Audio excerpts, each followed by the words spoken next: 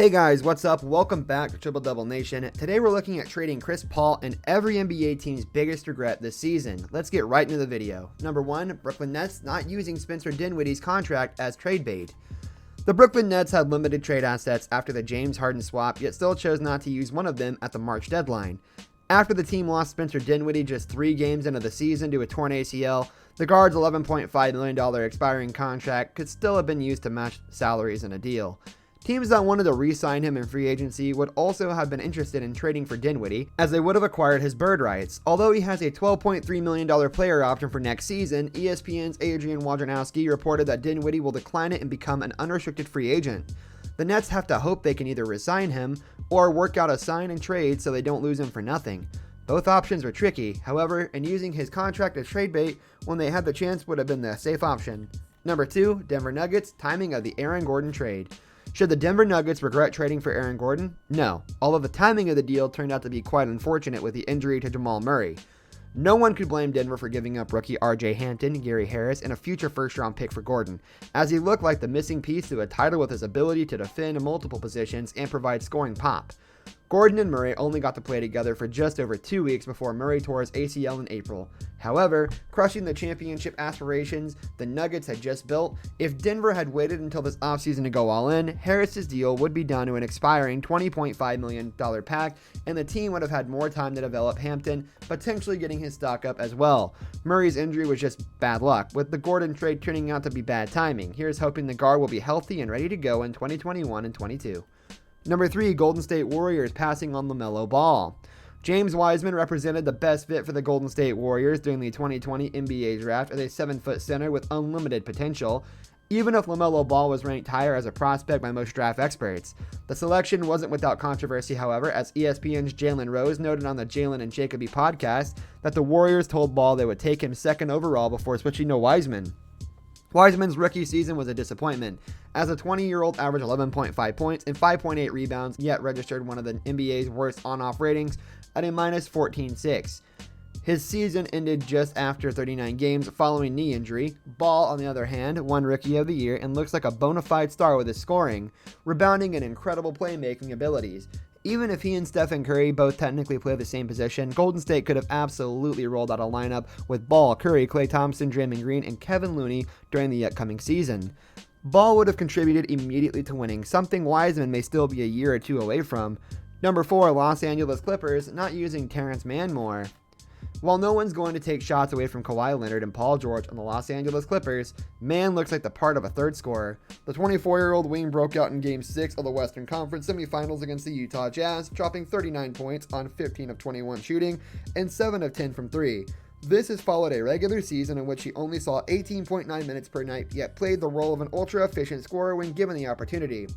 Mann shot 50.9% overall and 41.8% from the 3 during the season, making for a true shot percentage that actually ranked above George's. On a roster that lacks young talent, perhaps the Clippers should have given Mann even more of an opportunity earlier. Number 5, Los Angeles Lakers lack of spacing/outside shooting. Injuries doomed the Los Angeles Lakers season, but there was a noticeable lack of shooting far before this team got knocked out in the first round. Los Angeles finished just 21st in three-point percentage this season and 25th in makes per game. LeBron James and Anthony Davis, for all their incredible abilities, simply aren't great outside shooters, meaning this roster should be filled with guys who can space the floor. Instead, the Lakers traded for Dennis Schroeder, signed Montrezl Harrell, and picked up Andre Drummond. Following his buyout from the Cleveland Cavaliers, while all talented players, this roster was already craving shooters, and they complicated the team's spacing even more. Shooting should be at the top of the Lakers' offseason priority list. Number 6, Miami Heat not trading for James Harden or Kyle Lowry. While the deal would likely have gutted the roster, outside Jimmy Butler and Bam Adebayo, the Miami Heat could have made a competitive offer for Harden before he was traded to the Nets. Tyler Herro and Duncan Robinson would have headlined any package going out, with Andre Iguodala and Kelly Olynyk needed to make that money work. As Barry Jackson of the Miami Herald wrote, the Heat weren't going to clean house for Harden, but the Rockets want more. Even if the Heat offered Herro, Robinson, Precious, Achiuwa, KZ, Okpala, Iguodala, Olynyk, and first-round picks in 2025 and 27, I'm not sure that will be enough to satisfy the Rockets. Perhaps it would be, but that's not a sure thing. That's all moot for now because the Heat isn't willing to give up that much. If not Harden, Kyle Lowry would have been a nice fit at point guard for a Miami team that got swept in the first round. Harrow, once Miami's most valuable movable piece, struggled in the playoffs, and Robinson is set to be a restricted free agent. Complicating the Heat's ability to trade him, Miami should have been more aggressive to get another star with Butler still in his prime, even if it meant sacrificing a part of the future.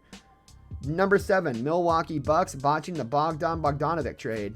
The Milwaukee Bucks were beginning to put together a dream offseason, trading for New Orleans Pelicans guard Jrue Holiday and adding Bogdan Bogdanovic and a sign and trade with the Sacramento Kings. Bogdanovic was going to become Milwaukee's new starting shooting guard with Dante DiVincenzo, Ersan Ilyasova, and DJ Wilson going to Sacramento in return. The problem proved to be the timing of the deal, as word of the trade leaked days before the free agency period began, thus making it illegal for the Bucks to negotiate.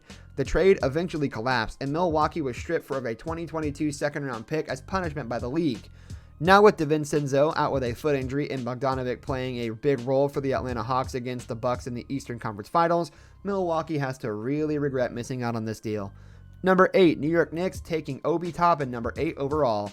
Power forward went from a need to perhaps the Knicks' greatest strength, all thanks to the play of Julius Randle this season. If only New York had foreseen this kind of breakout, it likely wouldn't have taken power forward Obi Toppin with a number 8 pick. Tyrese Halliburton would have looked great next to RJ Barrett in the Knicks backcourt, with Sadiq Bey, Cole Anthony, and Devin Vassell appearing like much better selections now as well. Toppin struggled to play a big role in the Knicks rotation all season and is already 23 years old.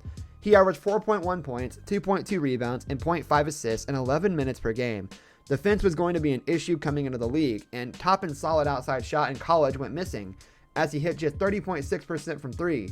Randall's presence means at least another year off the bench for Toppin, who may never get a chance to start off his all-star teammate, who is set to enter the final season of his pact, signs an extension. There's no way knowing Randall was going to be this good in year 2 in New York, which was both a blessing and a curse for the Knicks when factoring the draft. Number 9, Oklahoma City Thunder, the return of Chris Paul. The Oklahoma City Thunder were patient with Chris Paul, choosing not to attach an asset to move his contract while playing out the 2019 and 20 season. They finally settled on a trade with the Phoenix Suns last November, getting Ricky Rubio, Kelly Oubre Jr., Ty Jerome, Jalen Lecque, and a 2022 top 12 protected pick in return. Looking back at what Paul has done by leading the Suns to the NBA Finals, should the Thunder have tried to get more?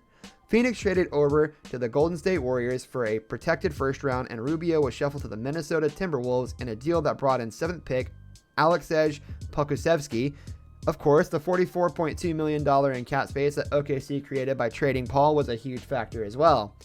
The Thunder has made a good deal at the time, but probably can't help but feel like Phoenix got the better end of the trade after seeing everything Paul has done. Alright guys, thank you so much for making it to the end of the video. If you enjoyed, please leave a like rating down below and comment which team made the worst mistake this season. See you guys next time. Have a great day.